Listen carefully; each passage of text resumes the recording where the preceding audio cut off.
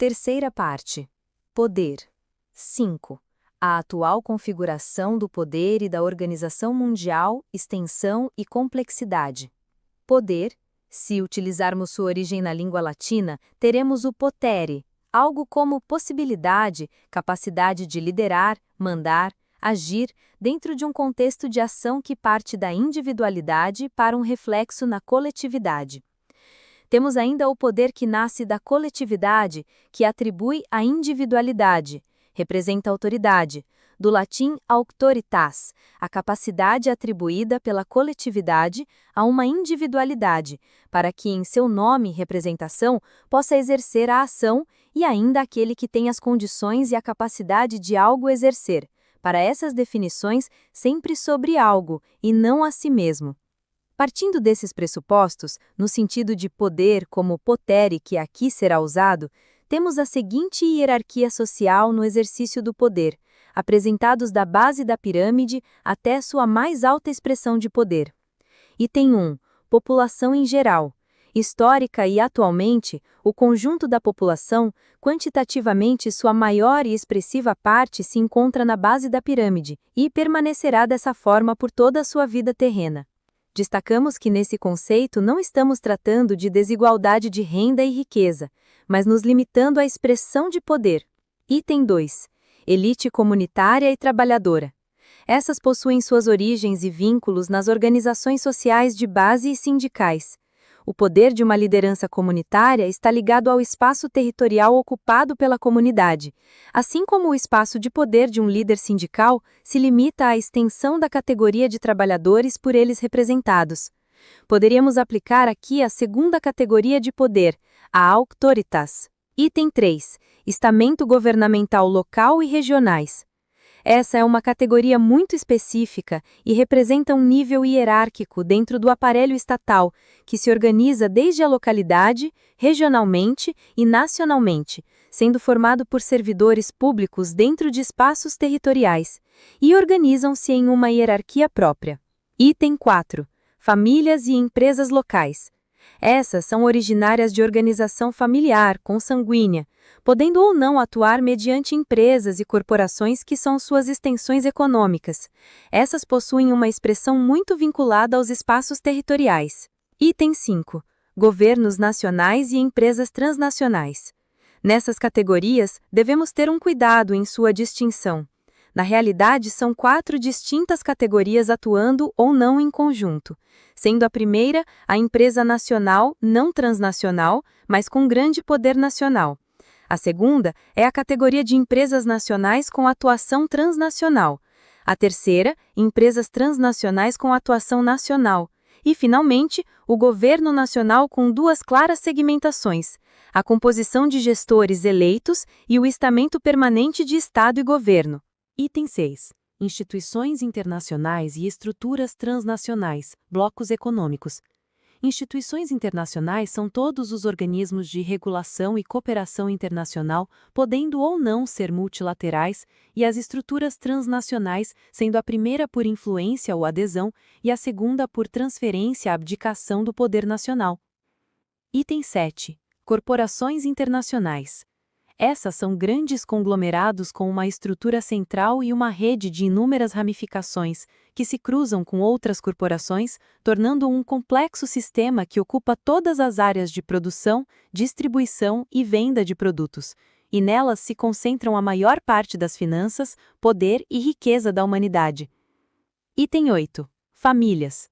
Poucas famílias, poderíamos contar somente em dezenas, pois não chegam a centenas, que controlam as corporações e estão no topo do mundo do poder mundial. Quanto mais caminhamos para o topo da pirâmide, mais o poder econômico é concentrado. Quanto mais próximo da base da pirâmide, menos poder político existe. 5.1. Poder como expressão de força e domínio. O pressuposto do poder é dual, expressão de força e domínio. Força é a capacidade e atributos de superioridade de meios para impor determinada situação, podendo ser por meio físico, conhecimento, experiência ou econômica. Domínio é uma forma de poder onde a força não é o elemento mais importante, e sim características de convencimento e aceitação de uma ordem ou condição, mesmo que adversa e contrária à ordem natural das coisas. Se constrói e se preserva na forma de consensos. Existe a forma de poder em que ambas se manifestam no mesmo momento, o poder e o domínio, que se encontram em equilíbrio instável ou estável. Equilíbrio estável é quando o poder tem no domínio a sua maior ascensão, porém quando esse domínio está em xeque, a força entra para sua restauração, domínio instável. Em grande parte da história da existência humana, a força foi a forma de expressão do poder.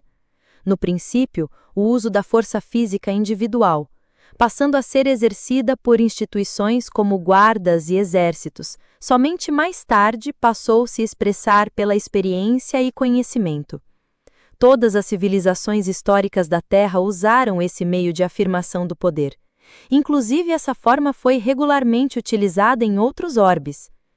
O poder pelo domínio é uma evolução, uma sofisticação do modelo de poder da força, onde existem elementos mais apurados, qualificados, quando não velados, de dominação no exercício do poder. Assim como o poder da força fez parte da história da existência humana, o domínio também fez. O desconhecido para muitos e conhecido por poucos tem origem na dominação. Os chefes religiosos da antiguidade, ou mesmo da atualidade, usam esse método de domínio. A exclusividade de determinados conhecimentos ou a relação com elementos metafísicos levou a uma exclusiva e perene forma de subordinação. Na atualidade, a forma do exercício do poder pode ter mudado, mas sua essência é a mesma. Quando o poder não pode ser exercido por consensos, tais como a aceitação do Estado como forma de organização da vida em sociedade, suas ações de normatização e regulação, parte-se para uma ruptura, que nada mais é que um movimento de força para impor novos consensos. O atributo contemporâneo dessas manifestações de poder está no dinheiro, capital, que hoje encontra-se no centro do poder e do domínio.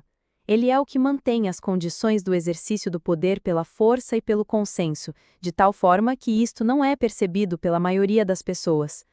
De todas as formas de dominação, o dinheiro é o mais sofisticado, pois é um elo na relação entre os dominadores e dominados, onde os segundos aceitam o consenso como algo comum, desejável, pois abstraem a si mesmos na compreensão do desequilíbrio das relações externas e ele mesmo, o dinheiro.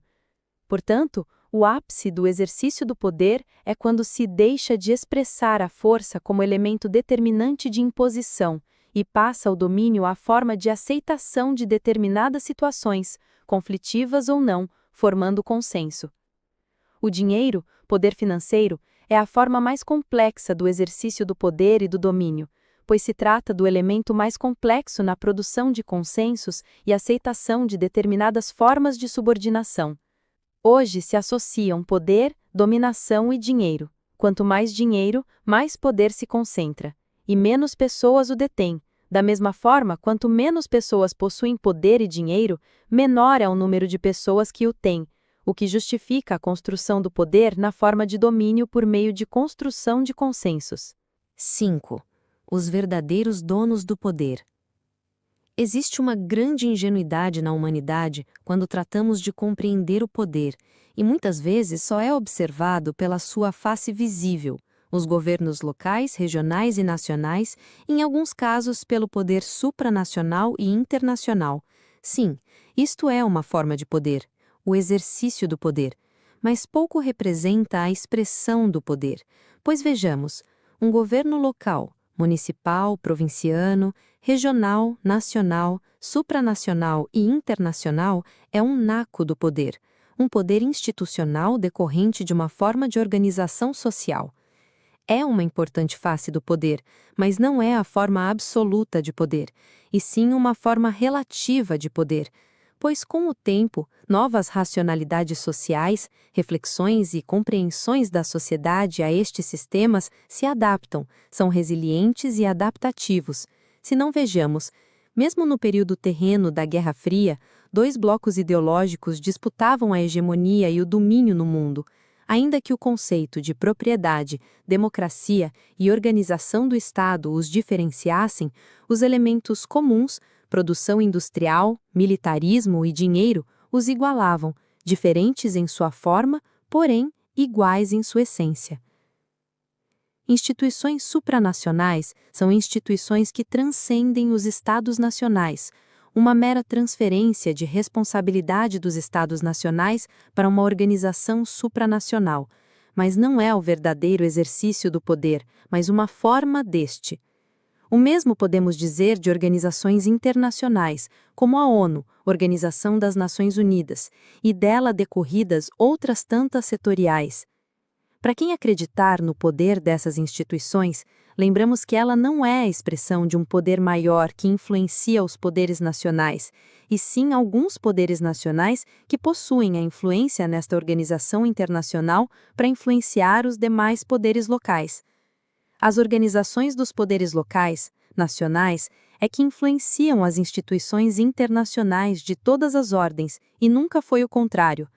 Mas existe um outro movimento de organização internacional, e muitas vezes sua influência é maior que as instituições supranacionais ou internacionais, como o Fórum Econômico Mundial. O Fórum Econômico Mundial é uma organização privada, não normativa, reguladora ou impositiva, mas uma formadora de consenso. Esse fórum reúne os seres humanos que mais poder detêm na Terra.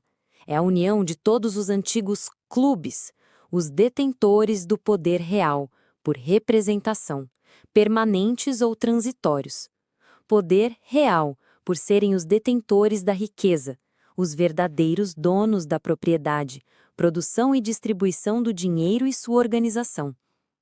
Por representação, pois são os governantes temporários no exercício de um mandato, que em algum momento podem deter muito poder e logo após nenhum poder. Permanente, por conduzirem esse poder sem a influência de um tempo limitador e transitório, como no exercício de mandato. Aqui se enquadram os executivos das corporações, e não os seus verdadeiros donos. Sobre todos estes temos não mais que 16.000 pessoas, organizados em torno de 120 famílias. Famílias no sentido de consanguinidade, pois para esses o conceito universal de família é mera formalidade. O que importa é a linhagem, o que os habilitam ou não ao exercício da dominação. Estamos chegando ao ponto. Neste momento, dissociamos poder de dominação, pois o poder é apenas um instrumento de dominação. Mas, antes de entrarmos para descrever essa dominação, vamos entender um pouco quem são essas famílias. Família vem do termo latim famulus, que quer dizer escravo doméstico. Sim, esse é o conceito mais real para entendermos o poder e a dominação, o que em nada guarda semelhança com o senso comum do que seja o termo família. As famílias que dominam, vejam, não necessariamente detêm poder como o compreendemos. São uma linhagem terrestre dos que são conhecidos como os anjos caídos. Anjos caídos, a origem do mal. No princípio do universo da criação, quando da formação de uma nova forma de existência que não o universo angelical, arcanjos, anjos, serafins, querubins, tronos e outros, houve uma revolta. A consciência da criação, Deus, criou uma nova linhagem da existência. Essa possuía a mesma estatura e hierarquia que a angelical, a linhagem crística. E dessa linhagem da criação se fez Cristo, e de Cristo, o ser humano. Não como o conhecemos atualmente. O ser humano, em seus primórdios, teve uma existência indissociável da consciência criadora. Seu corpo era de luz. As 3 primeiras raças viveram para a existência mais densa, sem dissociar de sua natureza da criação. Houve uma revolta no plano angelical da criação, quando a consciência da criação, ao criar a linhagem crística, comunicou à hierarquia angelical para que acompanhassem e velassem esta nova ordem da criação, disso resultando em contestação por uma legião de seres angelicais. Afinal, segundo pensavam, qual a razão de tal determinação se foram manifestados primeiramente? Ou seja, sendo eles as primeiras manifestações da consciência da criação, terem de servir a uma linhagem posteriormente criada. A criação crística não foi aceita. O maior dos arcanjos, o de maior luz, e mais de 1/3 do universo angelical, juntos começaram a questionar tais ordens, se rebelaram contra essa orientação e passaram a duvidar da própria existência da consciência criadora. Estar junto à consciência da criação permitia ao legião de seres angelicais realizarem muitos feitos, em especial a cocriação, a criação e sustentação de novas criações. Ocorreu um levante no plano angelical. 1/3 do universo angelical se rebelou com o objetivo de ocupar o papel da consciência criadora, e 2/3 do universo angelical, o verdadeiro exército da consciência criadora, se levantou, e sob o comando do arcanjo Miguel, uma dura batalha travou. Ao final, expulsando os rebeldes do universo angelical, 1/3 que, na história, são chamados de anjos caídos. Passam a habitar um novo universo criado, uma esfera mais densa da existência, e por muito tempo lá permaneceram. Mas ainda não era a dimensão que hoje é conhecida como a mais densa, a terceira dimensão. Ao tempo, com a densidade criada pelos caídos, expressão do mal em si, sua existência já não se sustentava em dimensões maiores, e passaram a habitar o universo material da criação, o plano tridimensional. E parte desse plano passa a ser ocupado e comandado por essa legião de anjos caídos.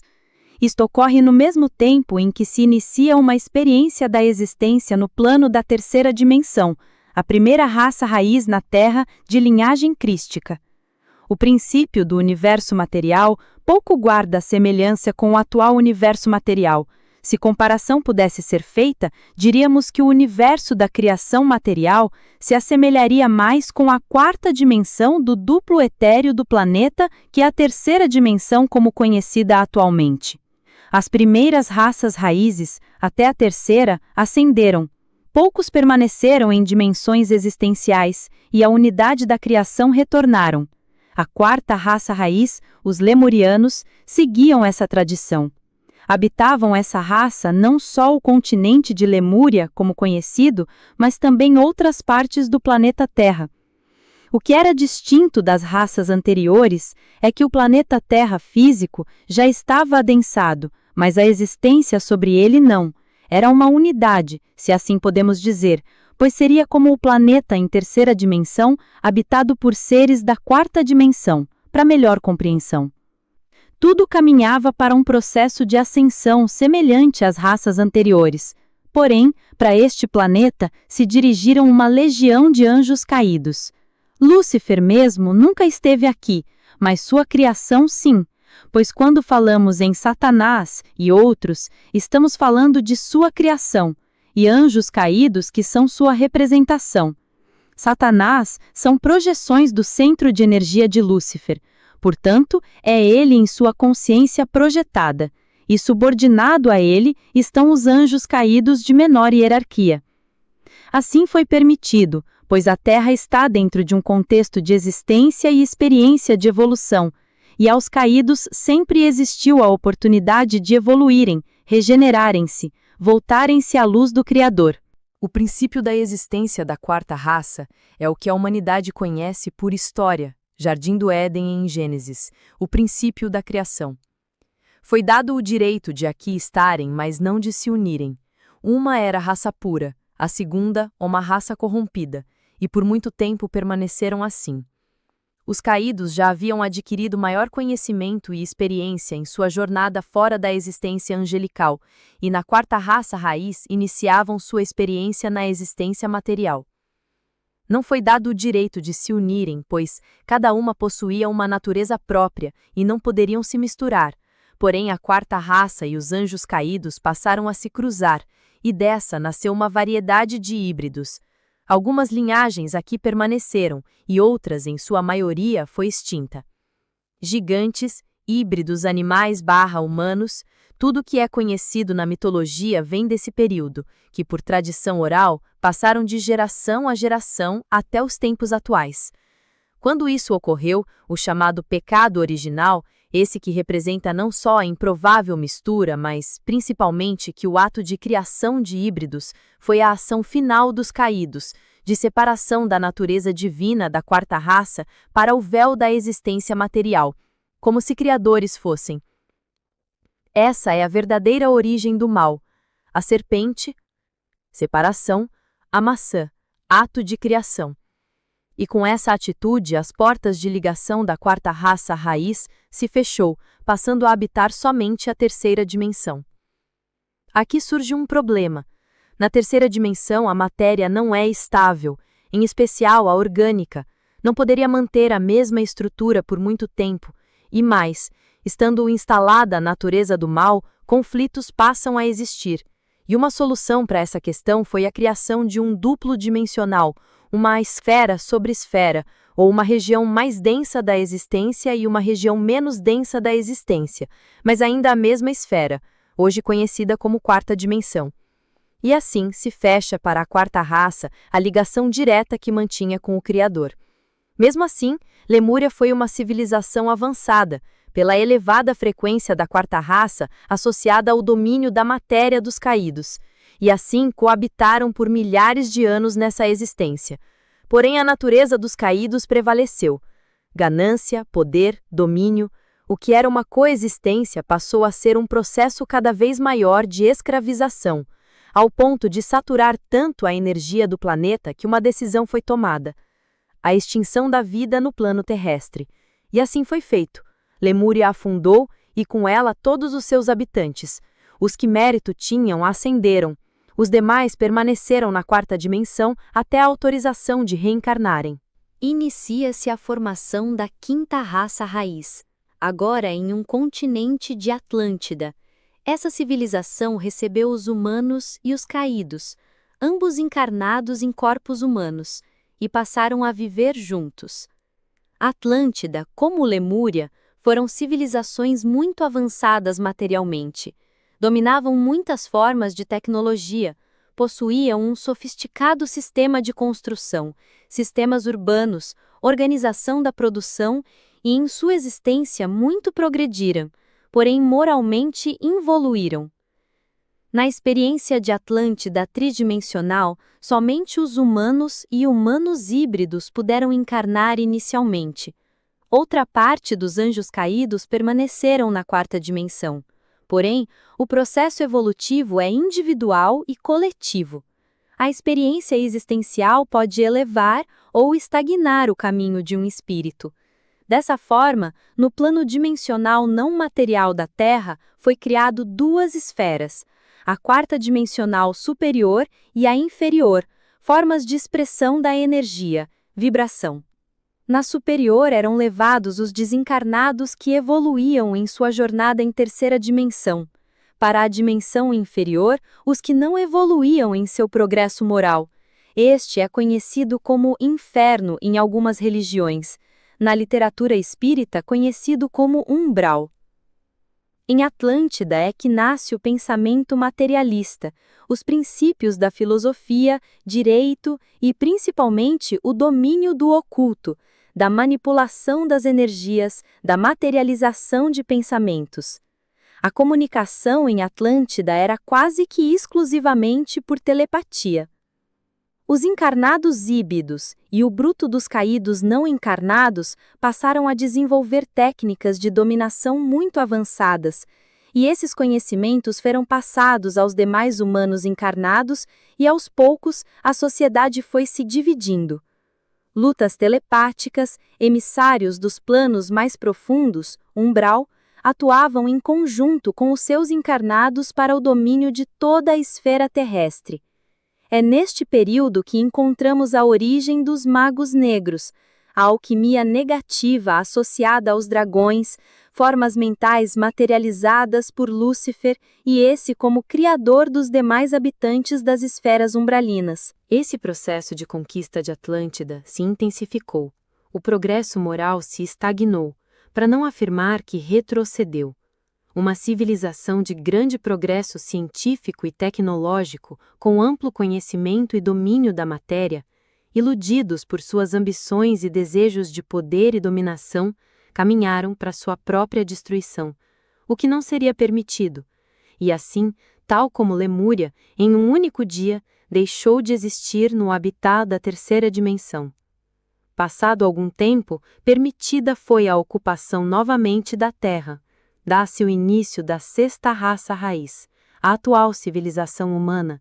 Diferente dos habitantes das civilizações anteriores, podiam também aqui encarnar degredados de outros orbes, exilados da constelação de Órion, Capela, anjos caídos que lá habitaram com outras civilizações. Eles e seus aliados para a Terra vieram para o seu processo de regeneração. O plano de evolução da sexta raça seria um dos mais complexos e desafiadores. Como juntar a diversidade de origens, graus de conhecimento e domínio sobre a matéria? Se o processo se assemelhasse à forma anterior, seriam os humanos presas fáceis para as demais raças, e muito tenderia a se igualar às civilizações anteriores, que caminharam para a autodestruição. A solução encontrada foi o reencarne em uma situação muito primitiva. Uma linhagem de primatas seriam os recebedores desses espíritos, e na Terra, em suas mais precárias situações, deveriam iniciar o processo de evolução. E assim foi feito. E desta forma, teve início a sexta raça humana no plano físico, a dura expiação, o nascimento em condições pessoais e ambientais muito inóspitos, e nas florestas da África, o nascimento da primeira espécie humana, diligentemente ordenada em seu DNA, em uma pequena mutação genética, se deu o nascimento do que é conhecido como Homo sapiens, uma nova geração de mamíferos primatas, o princípio da nova civilização. Todos deveriam iniciar suas vidas nessas condições, mas o número de espíritos era muito maior que o número de corpos disponíveis para encarnarem, dada a imitação e o tempo de vida de um ser humano. Mas assim seguiu-se o processo de formação da raça humana. Juntaram-se a estes pequenos núcleos de seres humanos de Atlântida, os remanescentes, e não estavam eles localizados em um único local. Uma pequena parte no Egito, outra na América do Sul e uma ao norte da atual Europa. A Grécia Antiga abrigou a imigração deste último, um núcleo muito pequeno que fugia da glaciação e para lá se instalou, dando origem a uma tradição de pensamento mais sofisticado, diferente dos demais que são remanescentes dos templos de Atlântida. Uma encarnação seria, assim, uma dura escola de iniciação e disciplina. Com a capacidade cerebral expandida em relação aos seus semelhantes, inicia uma jornada em seu progresso material, sempre com a ajuda das partes que no plano duplo da existência permaneciam. Os caídos habitantes de orbe inferior da dupla dimensão material incentivavam o progresso material, pois dominavam a técnica psíquica de influência, instruindo e intuindo em seu aprendizado, motivo da diferenciação do progresso dos aglomerados humanos. Os demais seguiam seu progresso normal, pela observação e experimentação, o aprendizado. Essa forma de interferência foi a única permitida. Não estava nenhuma das partes, duplo superior e duplo inferior, autorizados a ir além desse processo. A evolução deveria ser uma experiência autônoma e não induzida como reparação de cada espírito presente na Terra. Esse era o sentido real da evolução.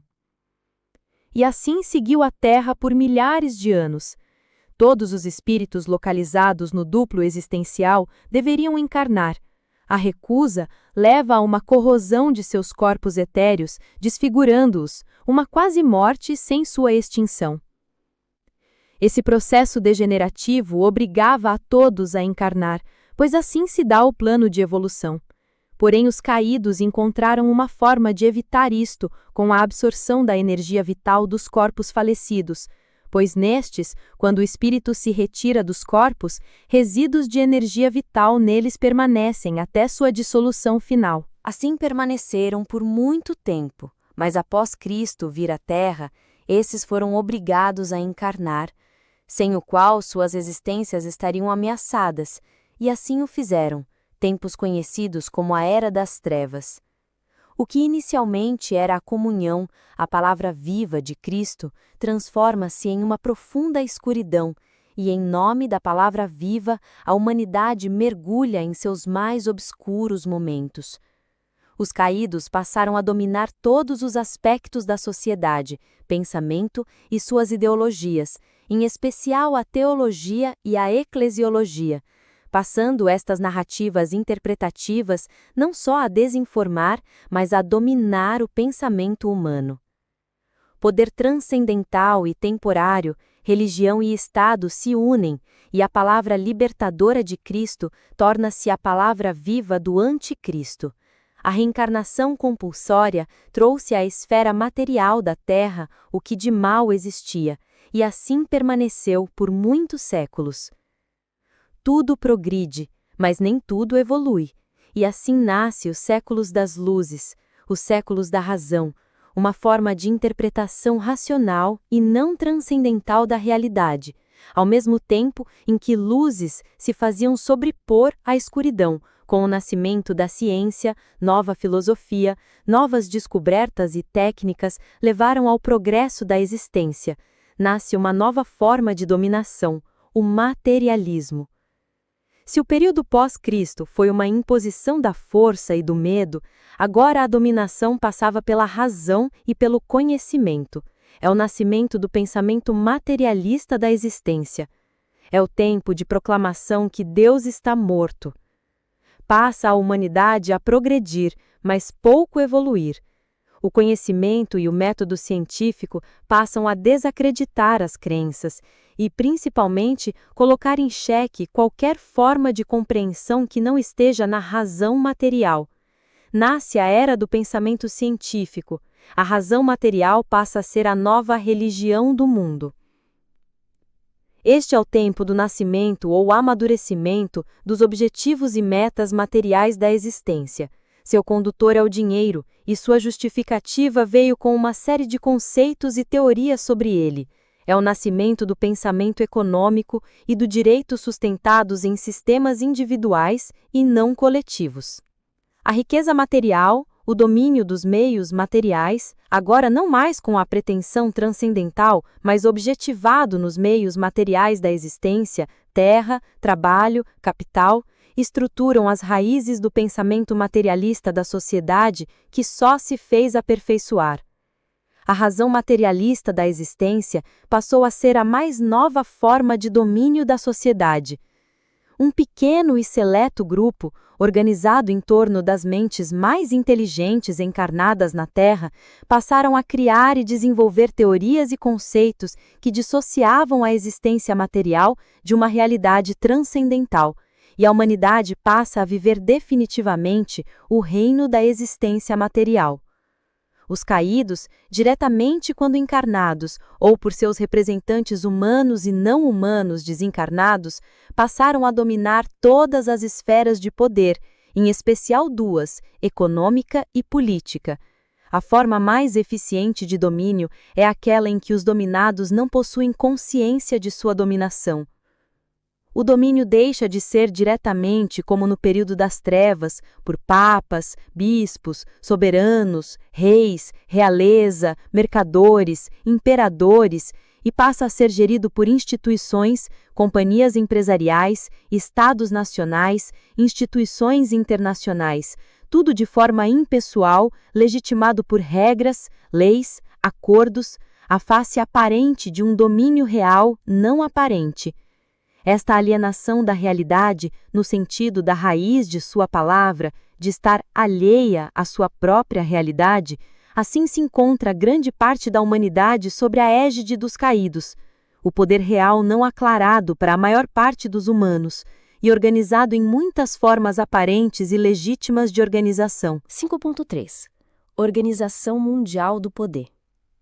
Muito distante do imaginário das pessoas que acreditam no poder oculto de muitas organizações, como maçonaria, Illuminati, Clube de Bilderberg, Clube de Roma, OTO, Crânio e Ossos, Thule, para citar apenas algumas, e manipuladas por draconianos e reptilianos, agindo direta e conscientemente sobre o planeta Terra, em sua esfera material, podemos afirmar: a realidade é muito diferente. Devemos aqui fazer uma reflexão, e oportuna reflexão. O planeta Terra é um espaço da criação. A raça humana é uma criação. Os anjos e arcanjos, uma criação. Os rebelados também são obra do Criador. Os planos materiais e imateriais da existência são planos da criação. A existência é obra do Criador. O sentido da existência é um plano do Criador. Evolução é o sentido dado à criação. Só existe um universo, e não importa suas dimensões, o universo da criação. Tudo, absolutamente tudo o que existe, é obra do Criador, e só existe um, a consciência una da criação, Deus. Desse absoluto é que nascem as partes. Dessa totalidade é que nasce a singularidade. Portanto, tudo o que acontece está dentro do universo da criação, mas não possui o significado que a responsabilidade ou ação de tudo que ocorre seja obra e ação direta do Criador. Não. Isso é obra da cocriação. Dizemos isto para antecipar uma reflexão de desmistificação das sociedades secretas, pois a elas atribuem mais poderes que realmente possuem, e está muito em voga nos tempos presentes narrativas de ações e manipulações na esfera material e astral da existência. Narrativas de épicos conflitos entre a luz e as trevas, e toda uma construção que possuem uma única função, a desmobilização. Atribuímos isso a um infantilismo espiritual ou imaturidade espiritual, pois imaturidade ou infantilidade espiritual é exatamente a renúncia da responsabilidade perante a si mesmo e ao plano coletivo de evolução.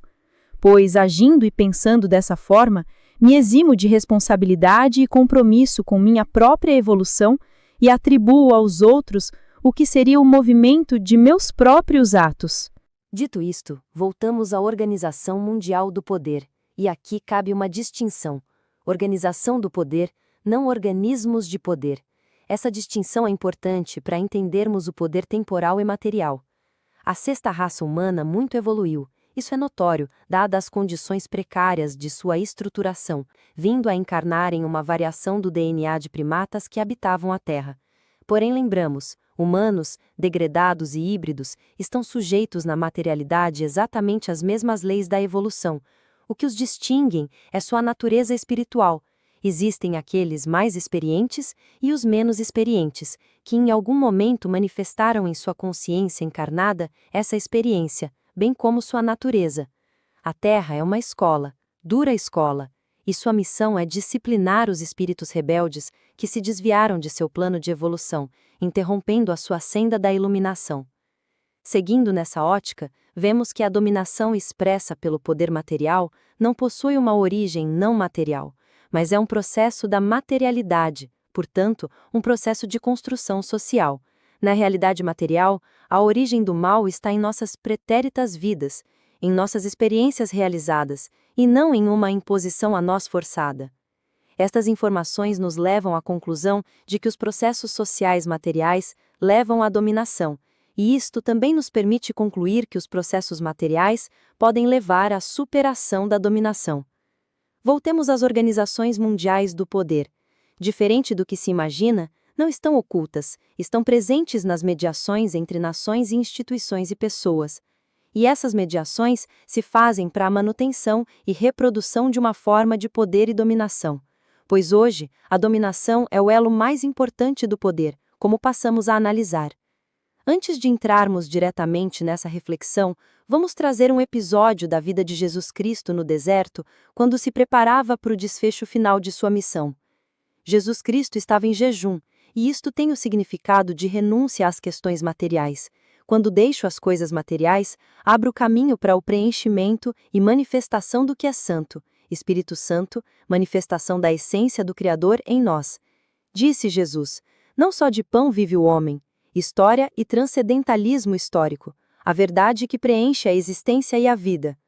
A segunda tentação é o oferecimento do poder e glória temporal sobre o mundo, passando Cristo a adorar o caído. Cristo realiza o plano de salvação permanente, em oposição ao plano temporal da matéria. Serve ao verdadeiro poder, e não ao falso poder temporal. E aqui encontramos a chave do poder material, em oposição ao poder verdadeiro e transcendental. Dito isto, voltamos à Organização Mundial do Poder, e aqui cabe uma distinção: organização do poder e não organismos de poder. Essa distinção é importante para entendermos o poder temporal e material. A sexta raça humana muito evoluiu, e isto é notório dadas as condições precárias de sua estruturação, vindo a encarnar em uma variação do DNA de primatas que habitavam a Terra. Porém, lembramos, humanos, degradados e híbridos, estão sujeitos na materialidade exatamente às mesmas leis da evolução. O que os distinguem é sua natureza espiritual. Existem aqueles mais experientes e os menos experientes que em algum momento manifestaram em sua consciência encarnada essa experiência, bem como sua natureza. A Terra é uma escola. Dura escola, e sua missão é disciplinar os espíritos rebeldes que se desviaram de seu plano de evolução, interrompendo a sua senda da iluminação. Seguindo nessa ótica, vemos que a dominação expressa pelo poder material não possui uma origem não material, mas é um processo da materialidade. Portanto, um processo de construção social na realidade material. A origem do mal está em nossas pretéritas vidas, em nossas experiências realizadas, e não em uma imposição a nós forçada. Estas informações nos levam à conclusão de que os processos sociais materiais levam à dominação, e isto também nos permite concluir que os processos materiais podem levar à superação da dominação. Voltemos às organizações mundiais do poder. Diferente do que se imagina, não estão ocultas, estão presentes nas mediações entre nações, médias, instituições e pessoas. E essas mediações se fazem para a manutenção e reprodução de uma forma de poder e dominação, pois hoje a dominação é o elo mais importante do poder, como passamos a analisar. Antes de entrarmos diretamente nessa reflexão, vamos trazer um episódio da vida de Jesus Cristo no deserto, quando se preparava para o desfecho final de sua missão. Jesus Cristo estava em jejum, e isto tem o significado de renúncia às questões materiais. Quando deixo as coisas materiais, abro caminho para o preenchimento e manifestação do que é santo, Espírito Santo, manifestação da essência do Criador em nós. Disse Jesus: não só de pão vive o homem. História e transcendentalismo histórico. A verdade que preenche a existência e a vida. A segunda tentação é o oferecimento do poder e glória temporal sobre o mundo, passando Cristo a adorar o caído. Cristo realiza o plano de salvação permanente, em oposição ao plano temporal da matéria. Serve ao verdadeiro poder, e não ao falso poder temporal. E aqui encontramos a chave do poder material, em oposição ao poder verdadeiro e transcendental. E na terceira tentativa, Jesus Cristo nos diz: não tentarás o Senhor teu Deus, e essa tentação é a expressão e ação do que não é crístico em nossa existência. O poder material não é uma abstração, é um sistema de construção histórica, moldado ao processo de evolução da própria sociedade humana, e sua atual configuração é sua expressão construída pelos meios de dominação humana, portanto sujeitos a leis terrestres e condições terrestres, de natureza física, moral ou regulatória. Voltemos um pouco na história, não mais que os 2 milênios após a presença do iluminado Jesus Cristo. O que tínhamos como poder dominante? O Império Romano. Antes do Império existiu a República Romana, e essa era regida por leis, normas jurídicas que normatizavam as relações sociais. Sucessivos conflitos e guerras levaram à sua desagregação, ascendendo desta forma o Império Romano. Na tradição clássica, governo de um só ou de poucos que se estende para toda a região. Além de Roma, os outros impérios possuíam a mesma natureza, domínio de poucos sobre muitos, legitimados pela lei da força. A dominação era real e objetiva. Não havia nada de sobrenatural nessa dominação. O que de sobrenatural ocorreu foi a presença do Salvador agindo sobre a matéria, curando, transformando a natureza da matéria, agindo sobre as leis naturais e sobrenaturais quando ressuscita Lázaro. Isto é poder acima da existência física. No demais são ações sobre a matéria e sobre as leis da matéria.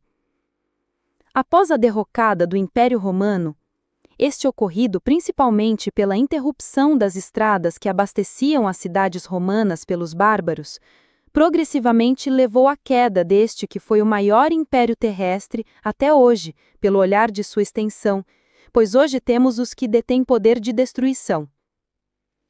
Seguidos a esta derrocada, temos o nascimento do feudalismo, a fragmentação do território romano em muitos pequenos reinos e uma nova natureza de poder.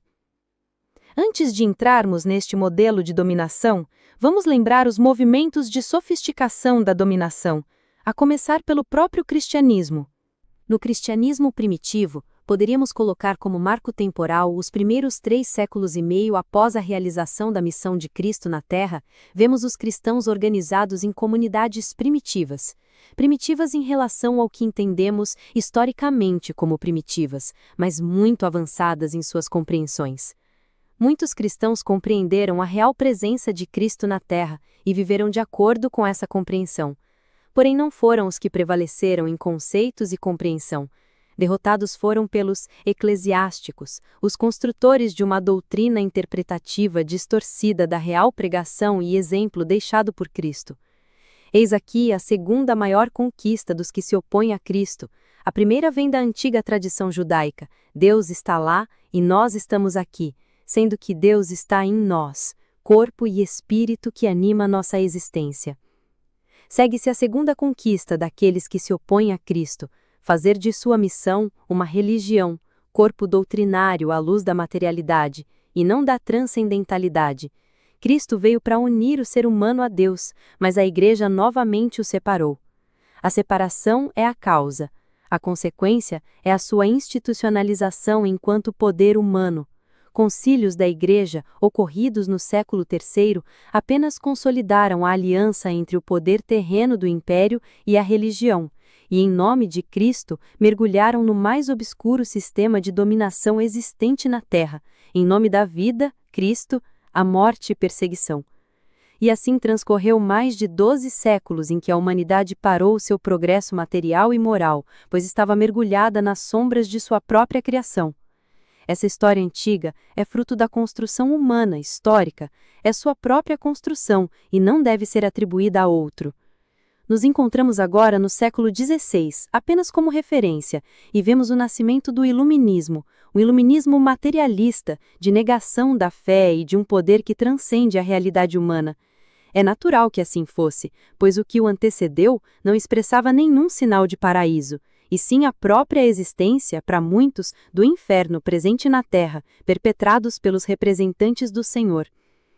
O nascimento do iluminismo nas ciências, literatura, arte, música, política, direito, traz luz ao conhecimento material. O ser humano começa a interpretar sua própria realidade, e cada vez mais a transcendentalidade passa a ser relegada ao campo da fé ou da mistificação. É o tempo da ciência, da razão científica. Tudo passa a ter um sentido empírico, regido por leis naturais e interpretado por rigoroso método científico. Já não há mais espaço na realidade para o que não é físico. O reino da matéria passa a imperar. Agora nada além da matéria existe, e cabe ao ser humano apenas interpretá-la e dominá-la. Um novo império se forma, o da razão científica. O poder e a dominação passaram a ser no campo do conhecimento, e o conhecimento gera riqueza e poder. E todo esse processo ocorreu pelo livre-arbítrio pertencente ao ser humano. Não vimos até aqui nada de intervenção que não seja puramente dentro das leis naturais e físicas, e exceções da presença de Cristo e suas ações. Chegamos à Idade Contemporânea, o hoje. Contradições na existência humana levaram a duas grandes guerras mundiais, nascendo o sistema mais sofisticado de dominação humana. Falaremos das suas organizações e instituições que realmente exercitam o poder. No entanto, para entendermos as instituições que determinam o poder contemporâneo, devemos falar no exercício de três distintos poderes, mas siameses em sua existência, que são o poder político, econômico e ideológico.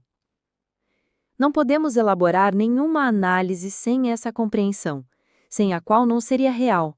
Todas as demais formas estão contidas nessas três variáveis, no macropoder e no micropoder. Macropoder compreendido como macrosistema e micropoder como subsistemas. Poder político é a capacidade humana de pessoas e agrupamentos humanos, grupos, nações, instituições, de interferir e organizar formas existenciais humanas e suas relações conforme as próprias convicções. A concepção política, teoria, pensamento e ciência são expressões de natureza humana, e suas ações são humanas, frutos de processos históricos sujeitos à lei da evolução. Poder econômico é o domínio dos meios materiais de transformar a natureza terrestre pela intervenção da mão humana, usando meios como ferramentas aplicadas sobre os recursos naturais, podendo ser por meios materiais e imateriais, conhecimento, para a elaboração de coisas que deem utilidade ao ser humano, para melhorar sua existência terrena. Dos meios econômicos, o maior poder emerge da moeda, um produto de valor imaterial criado para ser uma simples equivalência que passou a ter uma independência em sua existência. Poder ideológico, ou simplesmente ideologia, é o conjunto de concepções, visões, teorias e pensamentos de como é a realidade material da existência. São construções de conceitos e valores coletivos dentro de uma sociedade que legitimam e sustentam os poderes políticos e econômicos. Se os poderes políticos e econômicos existem e se reproduzem, é pelo fato de existir uma ideologia que os sustenta e dá legitimidade às formas de exercício do poder político e econômico que está inserido. A ideologia decorre e é decorrida do poder político e econômico vigente. Cada forma desses poderes possui suas formas e organização. Cada uma delas, a seu tempo, possui mais força ou menos força, mas todas elas atuam juntas, historicamente juntas, pois individualmente não sobreviveriam. A moderna organização do Estado Nacional e das relações internacionais são o centro da organização política, onde o sistema se junta e se legitima. O Estado está fundamentado em interesses bem objetivos: controlar, legitimar e realizar sua vontade. Porém, existe uma assimetria entre os Estados, e para fundamentar suas relações, são formados regras e tratados internacionais que legitimam essas relações.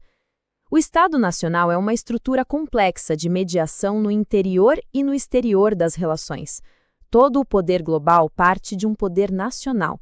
Se considerarmos nominalmente as nações, na Europa tivemos o poder hegemônico da Inglaterra até meados da década de 30 do século XX, e depois tivemos a hegemonia norte-americana após a década de 40 do século XX até nossos dias.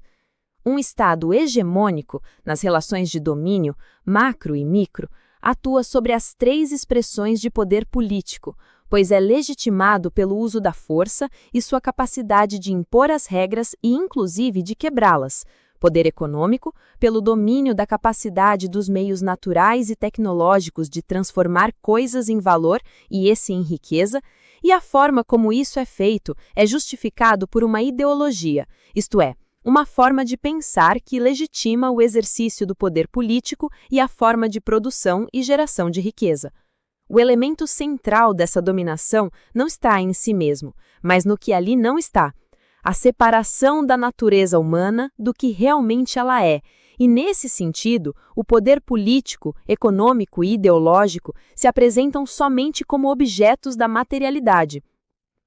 A transcendentalidade, caminho da compreensão verdadeira do ser humano, é relegado à margem do sistema. E quando algo de natureza transcendental é trazida para o centro, é apenas para fortalecer e legitimar a ordem, quando principalmente a religião, que deveria religar, passa a legitimar a separação. Hoje, esse grande poder, iniciando pelo poder político, é expressão da hegemonia de uma nação ou pequeno grupo de nações que se alinham em seus valores, mas preservam interesses próprios. As nações dominadoras politicamente são os pilares do sistema internacional. A queda de uma delas é como a quebra de um pé de cadeira. Pode até permanecer em pé, mas balança. No entanto, a quebra de 2 dos pés é a queda da cadeira. Essas nações projetam seu poder pela presença hegemônica em organizações internacionais, que nada mais são que a expressão do interesse hegemônico de uma nação ou mais nações. Essa atuação se dá em órgãos internacionais como em multilaterais. Raramente se verá uma instituição oficial com conceitos e valores diferentes das nações hegemônicas.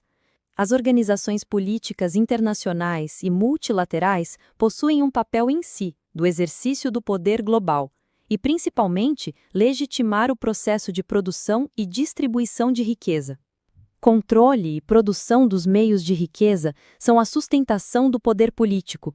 Sem a riqueza e os meios de produzi-los, um Estado nacional jamais, nesse sistema, conseguiria se projetar e sempre estaria condenado à subordinação. Os meios econômicos materiais são o grande fetiche dos Estados nacionais, pois é por onde se fortalece o poder nacional e sua reprodução. Sem estrutura econômica, não existe poder. Sem poder, não existe força. Sem força, não se impõe seu sistema. E o que é um sistema? É a ideologia que legitima determinada ordem que organiza a vida das pessoas. Um sistema pode ser absolutamente injusto e permanecerá assim se a ordem hegemônica continuar a reproduzi-la, pela aceitação e subordinação ou simplesmente pela imposição da força. Sem ideologia, um sistema não sobrevive. Até para a aplicação absoluta da força, deve existir alguma forma de legitimidade. Portanto, a Organização Mundial do Poder não é algo oculto, escondido em sociedades secretas, mas algo explícito, conduzido por Estados-nações e legitimado por organismos internacionais e multilaterais que representam e impõem esses interesses nacionais. Isto nos traz a possibilidade de mudança para perto de nós e não longe. Pois quando se especula sobre algo secreto dominando o sistema, colocamos esse algo distante, além de nossa capacidade.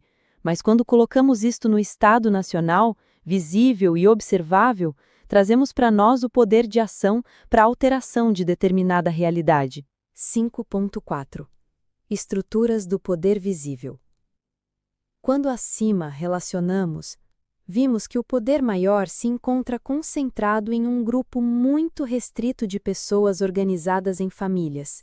E isto é muito importante, pois existe uma distinção entre poder destas famílias e pessoas muito ricas, não ligadas às famílias. O fato de existirem pessoas muito ricas não lhes dá o status dessas famílias, pois para esta análise, o simples fato de possuir e mobilizar muitos recursos não lhes dá o papel do exercício de verdadeiro poder. O que distingue um grupo de famílias muito ricas e um grupo de pessoas muito ricas é sua capacidade orgânica de formar consensos e orientar os caminhos, seguindo uma tradição condutora hereditária. A ascensão de uma pessoa muito rica não necessariamente lhe coloca nessa condição, possibilita, mas não lhe dá. Dessa forma, quando falamos em famílias, estamos falando das tradicionais com hereditariedade, que sucessivamente vêm influenciando os destinos de uma nação e do próprio mundo. Essas tradicionais famílias também guardam relação com o poder financeiro, pois sem este poderiam até possuir alguma influência, mas seria de pouco tempo ou alcance. Em geral, se organizam em grandes corporações. Corporações são grandes complexos empresariais formados a partir de uma empresa e ramificando-se em muitas outras empresas, permeando grande parte das atividades econômicas humanas. Esse poder corporativo forma uma teia de relações entre as corporações em constantes trocas e interações, sempre com alianças estratégicas entre as famílias, para atuarem na realidade e moldarem essa realidade à luz de seus objetivos e interesses.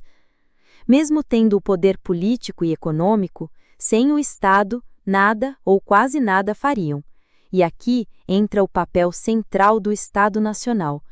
Ele é o meio principal de ação e coordenação dos interesses dessas famílias e corporações. Os atuais Estados nacionais são caras e semelhanças dos interesses dessas famílias e seu principal meio de manutenção e reprodução. Nas velhas cortes, as famílias reais detentoras de poder eram visíveis e identificáveis. No Estado moderno, não. São veladas e ocultas, pois é o Estado Nacional que dá legitimidade e legalidade à ação dos interesses das famílias e suas corporações. Nesse caso, os interesses das corporações são os interesses das famílias. Estão e são indissociáveis. Porém, os Estados nacionais não são iguais. Podem ter status iguais, jurídico-normativo, mas não são iguais, pois cada Estado nacional representa um interesse particular de suas famílias, por meio das corporações.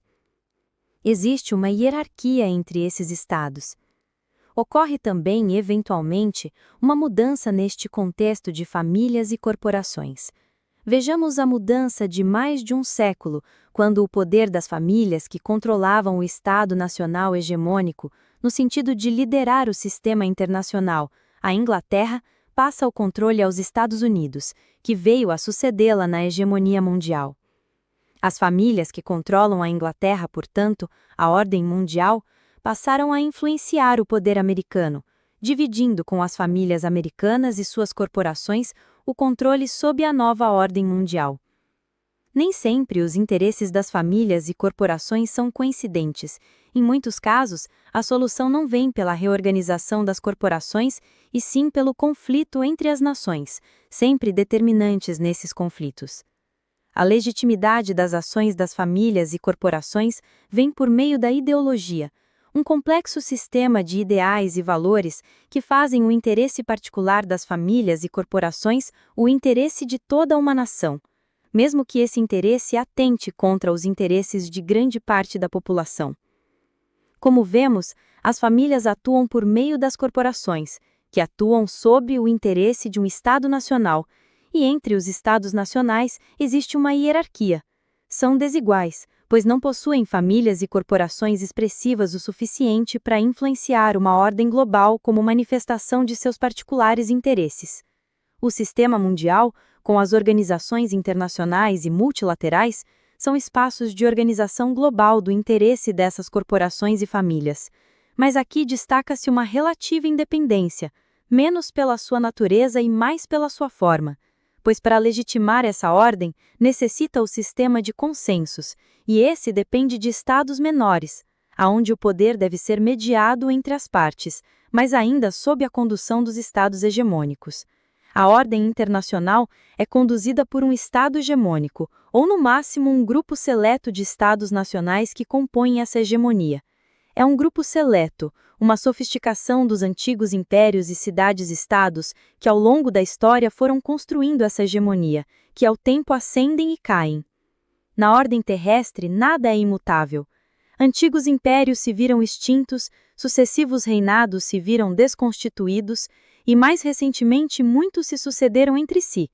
Vejamos os impérios português, espanhol, em menor expressão francês e holandês, comerciais e colonizadores, todos foram sucedidos pelo reinado inglês.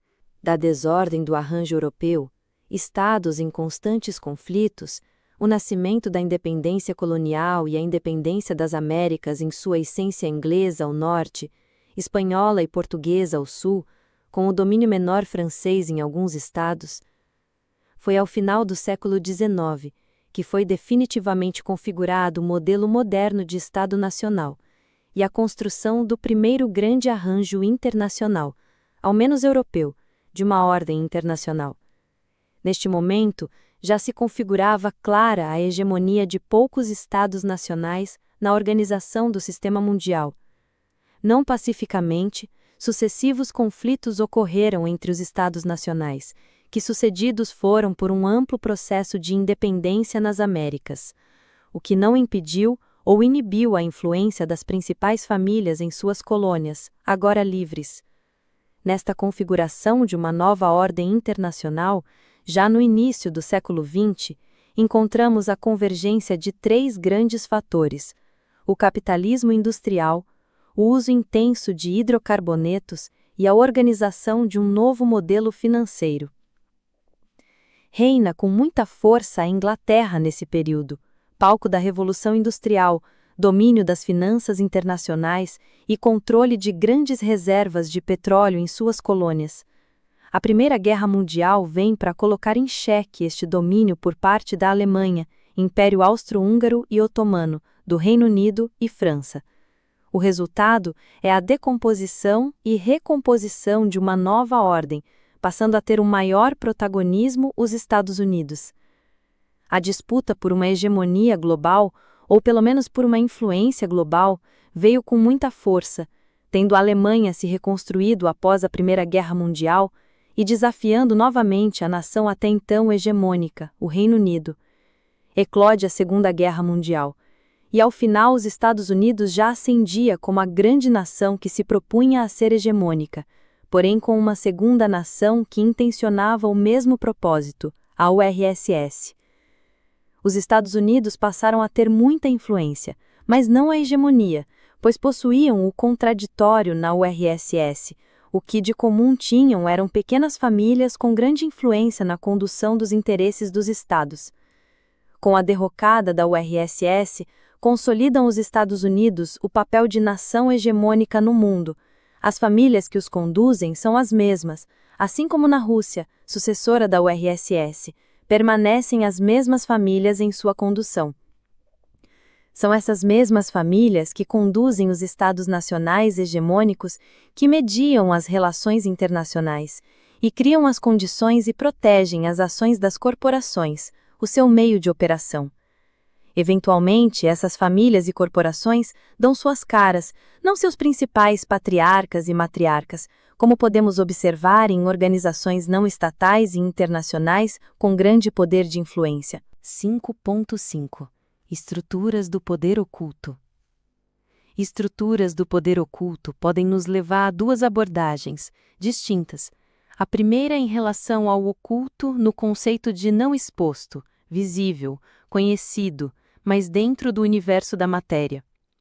A segunda forma de abordar refere-se ao poder oculto no sentido de desconhecido, extrafísico e metafísico que está além do universo material da existência. Iniciaremos com o poder oculto de natureza existencial material do poder. O primeiro conceito que devemos trabalhar é sobre o termo oculto, que possui o significado de encoberto, que se opõe ao descoberto, ou uma causa não conhecida que podemos observar pelas suas consequências.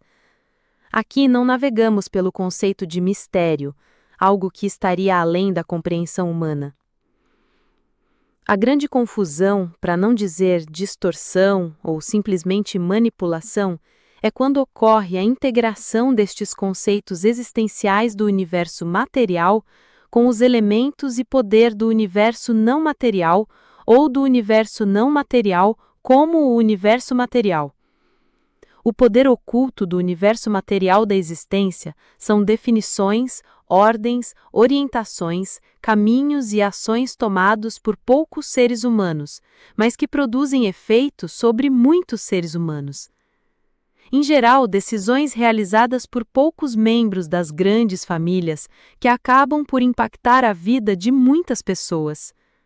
Cada grande família estas no topo do poder, em geral vão se sucedendo de geração em geração, no controle de muitas áreas estratégicas das atividades humanas.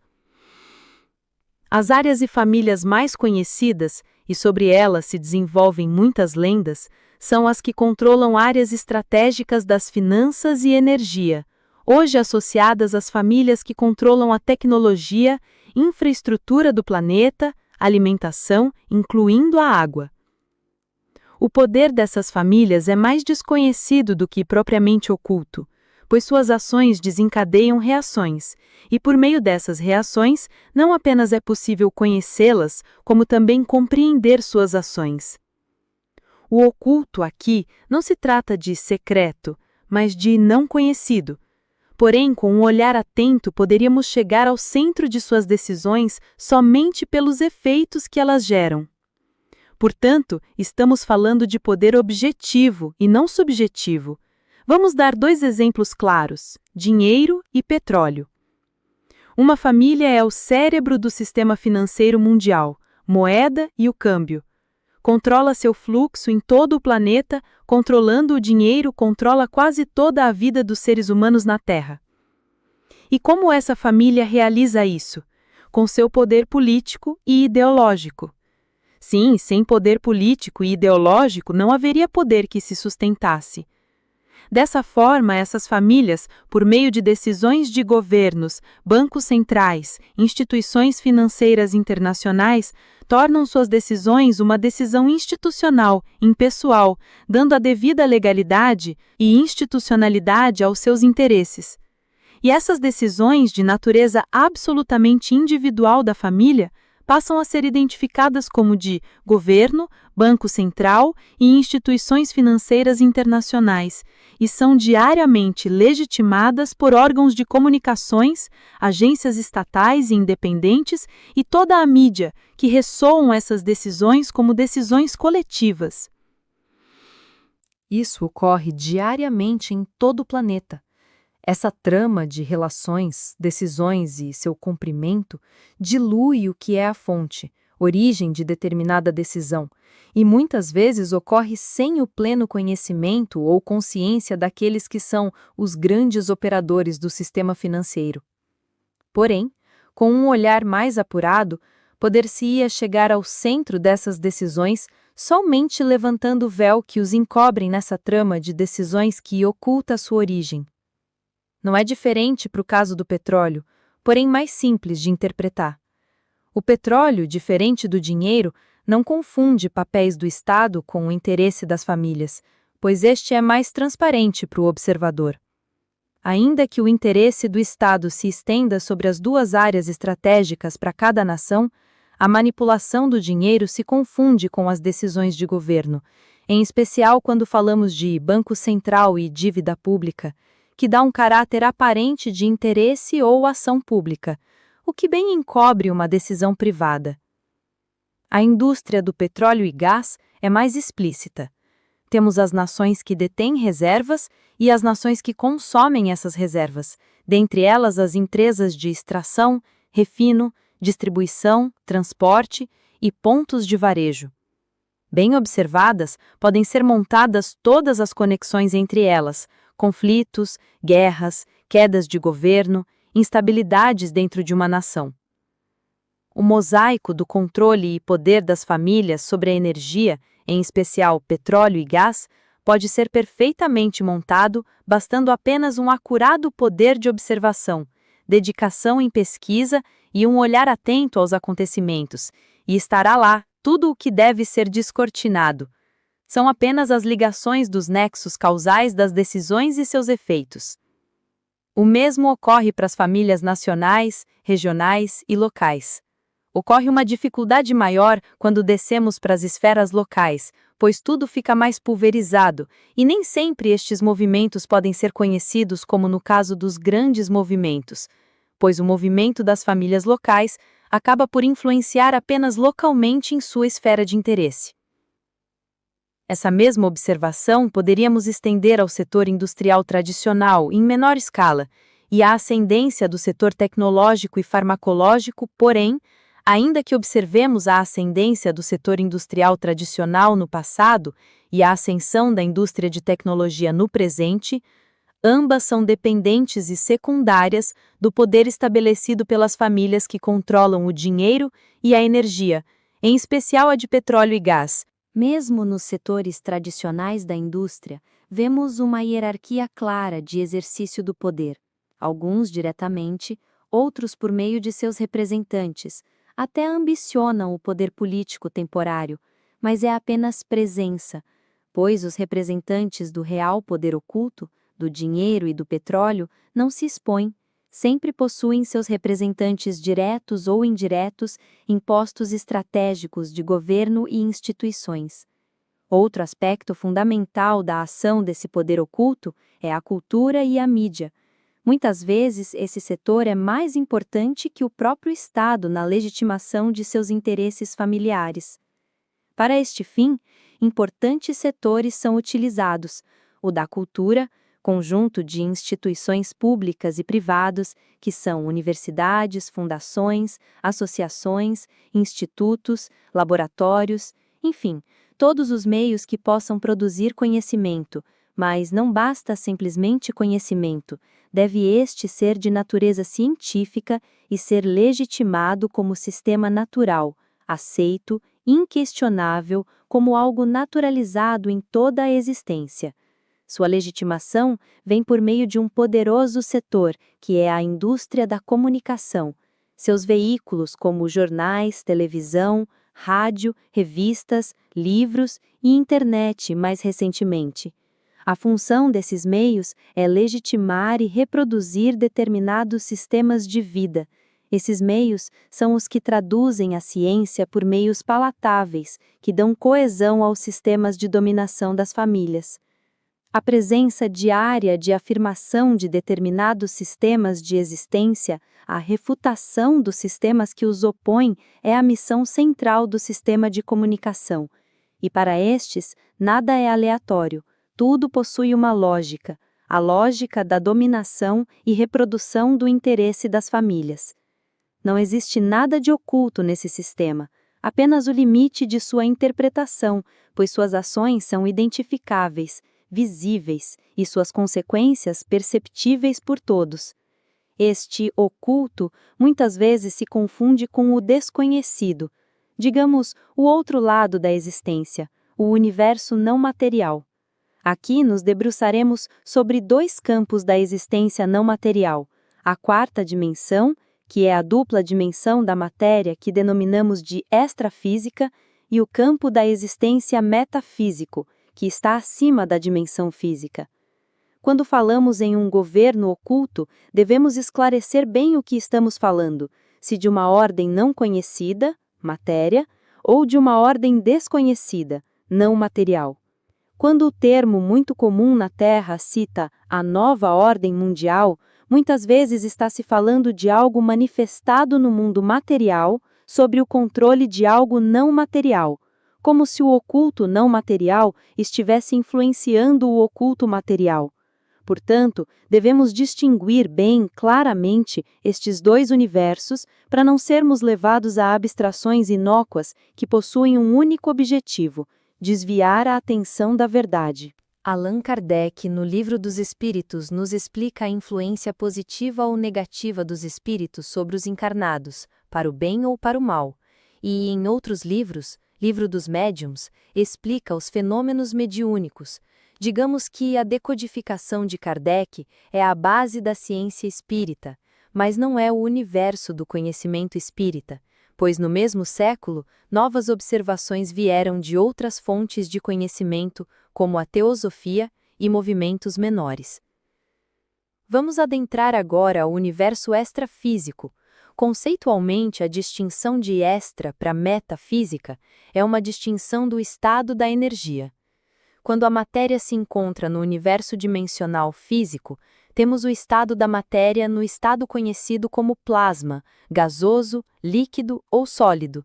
Todos os seus componentes materiais são conhecidos, alguns são mais densos, outros menos densos, são composições materiais.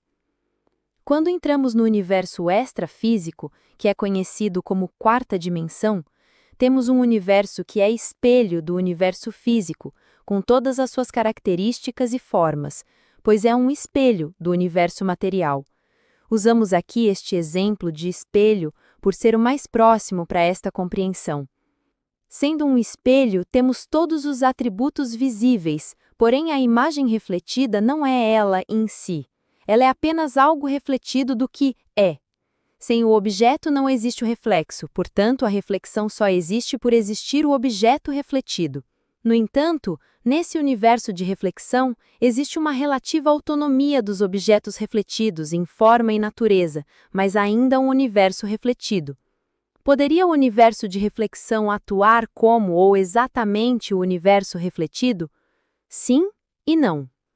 Sim, no conceito de espelhamento, pois este reflete a existência do universo material da existência, digamos na forma, e não poderia, pois são de naturezas diferentes, matérias diferentes. O universo extrafísico é o universo da matéria extrafísica que está contido no universo físico, tais como os corpos que compõem a natureza humana e dentro deles o perispírito. A natureza do perispírito, também conhecido como alma, é um estado da matéria, e o universo extrafísico é composto por essa matéria extrafísica, que compõe a matéria física.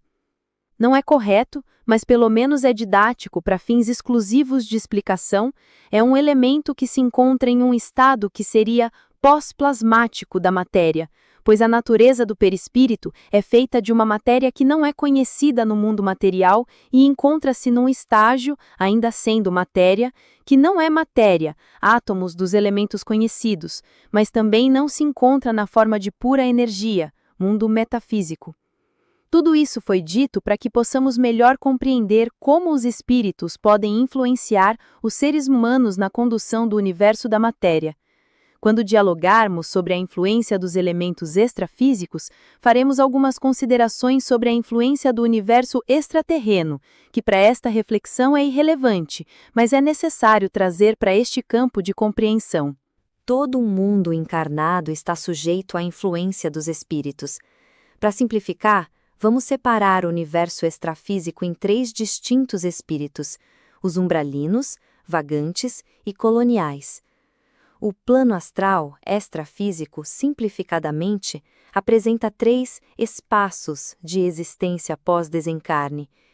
Destaca-se ou ressalta-se a permanência nesse espaço só ocorre para com os espíritos que um dia habitaram a Terra, estão lá ou aguardam seu retorno ao mundo da matéria. Os espaços mais densos são conhecidos como umbral, aonde espíritos rebeldes, incautos, entregues e imersos no mundo da ilusão se encontram. É deste universo mais denso que nascem as teorias mais obscuras da dominação, das forças ocultas que procuram influenciar o mundo da matéria. Esse habitat mais denso é formado por cidades, vilas, vilarejos e regiões. É muito parecido com o plano físico da existência, porém com feições infinitamente imperfeitas, pois são construções plasmadas de seus moradores. Existe, como no plano material da existência, uma hierarquia das forças que dominam esses lugares e, ao mesmo tempo, influenciam o mundo material da existência. Encontram-se lá espíritos decaídos, da Lemúria e Atlântida, híbridos e um contingente enorme de outros espíritos humanos que, de tão densos em sua energia, estão transmutados em suas formas, com aparências de animais, mistos e dragões. Esses espíritos são como todos nós. Possuem sua origem pela mesma natureza da criação. Neles habita o Espírito Santo do Criador. Eles possuem a manifestação do Santo Cristo pessoal, mas, semelhante aos que no plano físico estão, não o conhece, não o busca ou simplesmente o rejeita. Esses espíritos procuram influenciar o mundo material a todo momento, e eventualmente seus representantes aqui se encontram encarnados, e quando encarnados, recebem suas ajudas para a implantação de seus planos de dominação. Porém, esses planos de dominação são os conhecidos e vistos, e o principal plano é afastar a cada dia o ser humano de sua essência, ou simplesmente afastar o ser humano de seu Criador. Esse é o maior plano. O resto são meios decorrentes dessa ação, e, para isto, influenciam os seus e aqueles que, por afinidade, os encontram em ações que venham a refletir este afastamento com a própria essência da criação. E, para tal fim, é necessário que o ser humano esteja todo o tempo ocupado com as questões da matéria, negando ou simplesmente ignorando o que é fundamental, a sua caminhada para a iluminação, ou simplesmente evolução. Esse grupo umbralino não possui nenhum poder de influenciar a matéria, pois está sujeito às leis da dimensão em que se encontram, e essas leis são aplicadas a cada dimensão da existência. Pode um espírito influenciar o encarnado que se alinha à sua frequência espiritual, mas não pode esse espírito determinar a sua vontade e realizar ações por este, pois existe um limite para essa influência. Quando no mundo material fala-se das sombras, é desse grupo que estão se referindo, pois atuam semelhante à atuação das famílias e das organizações no plano físico da Terra. Ou seja, se organizam, planejam, dão ordens e dominam sua esfera de existência. Eventualmente, seus representantes encarnam e seguem seus planos, ou, o mais comum, simplesmente entram na esfera psíquica dos seres humanos, e por meio deles realizam seu plano de dominação. São seres sem moral e escrúpulos, assim como os seres humanos encarnados que os servem. Não existe mistério, é afinidade pura. Esses seres das sombras atuam mais no plano físico por meio de seus afinados, e menos por sua presença direta, pois quando estão ou são compulsoriamente obrigados a encarnar, esses também acabam ficando sujeitos às leis da existência na matéria, e muitos aqui acabam por seguir outro caminho, o da luz, e regeneram-se. A outra forma de presença dos espíritos são os que, após o desencarne, presos à dimensão material, ficam, e aqui procuram influenciar os seres encarnados. Mas sua influência em acontecimentos coletivos é demasiada baixa. Em geral, aqui permanecem por apego ao poder, dinheiro, bens materiais ou simplesmente vícios, tabaco, bebida, drogas de todas as naturezas, sexo e outras formas de dependências, ou desejos de vingança e outros. Esses espíritos, que na literatura espírita poderíamos chamar de obsessores, atuam em grupo ou individualmente, mas muito raramente se organizam para uma influência mais orgânica sobre pessoas, grupos ou acontecimentos. Vamos dar um exemplo. No caso de um atentado terrorista, intrapaís ou extrapaís, ou no caso de um atentado de um indivíduo a uma escola, causando mortes, este poderá estar sob a influência de um único espírito, em geral um grupo de espíritos. Porém, atentados de grandes consequências, estes não, pois exigem um perfil de influência mais sofisticado e duradouro, que somente seres das sombras mais organizados possuem essa capacidade de influência.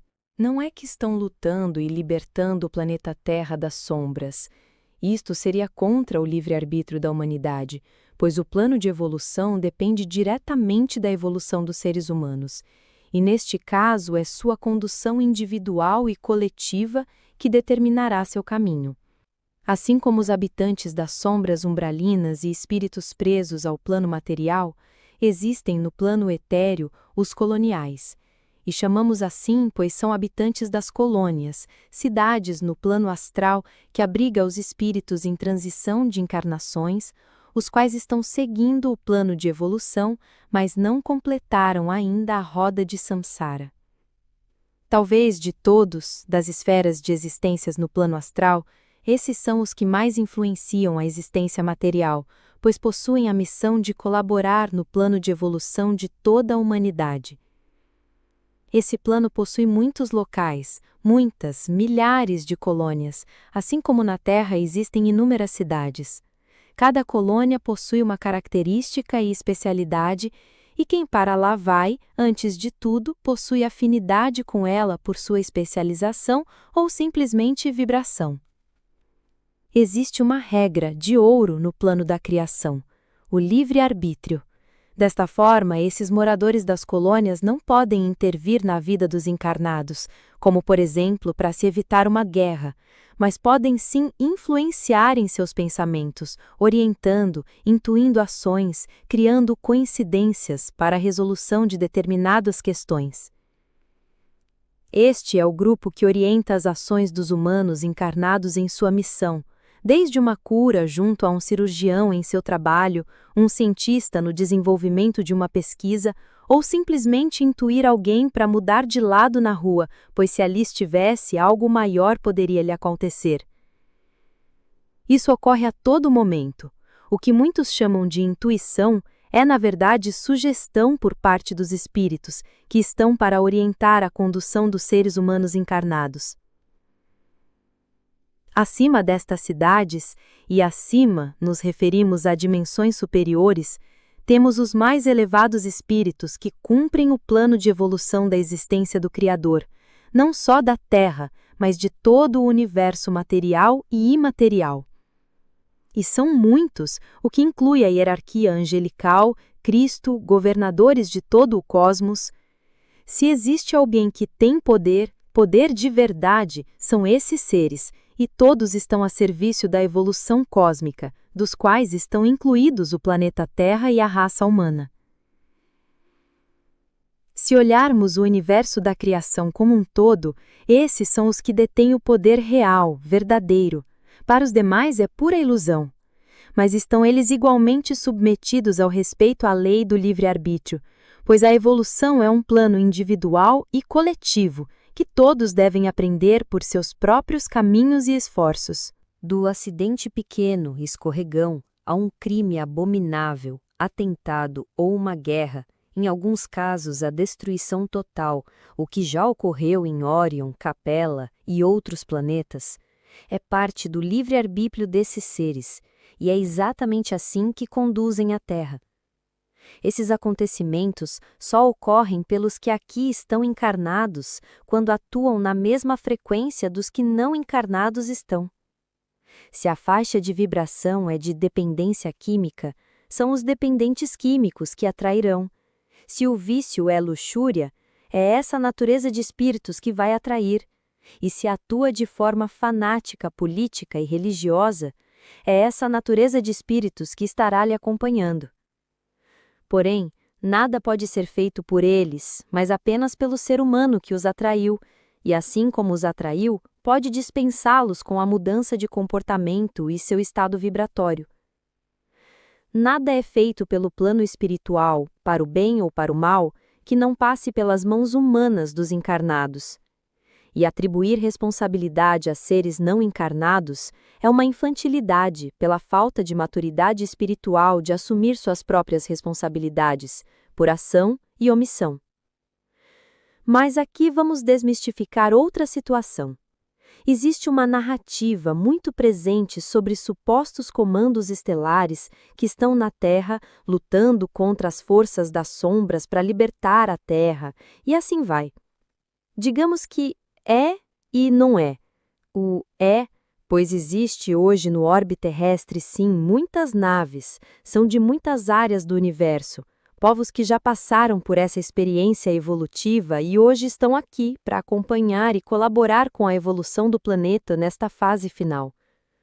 Além disso, quem assim constrói esta narrativa realmente não conhece quem é Cristo. Até nosso Cristo, quando se fez Jesus, aqui já detinha o poder sobre tudo, até da vida e da morte, e se submeteu à tortura e à morte física para que a humanidade cumprisse seu plano de evolução. Cristo, o maior dos maiores, sentido da nossa existência, presença do Criador em si e em cada um de nós, soberano absoluto sobre tudo e todos, já não teria intervisto se não existissem regras universais como a do livre-arbítrio? Cristo, o maior, conhece as regras do Criador e as respeita, e ele não fará aquilo que a cada um de nós cabe fazer enquanto individualidade e coletividade para a realização do plano da evolução.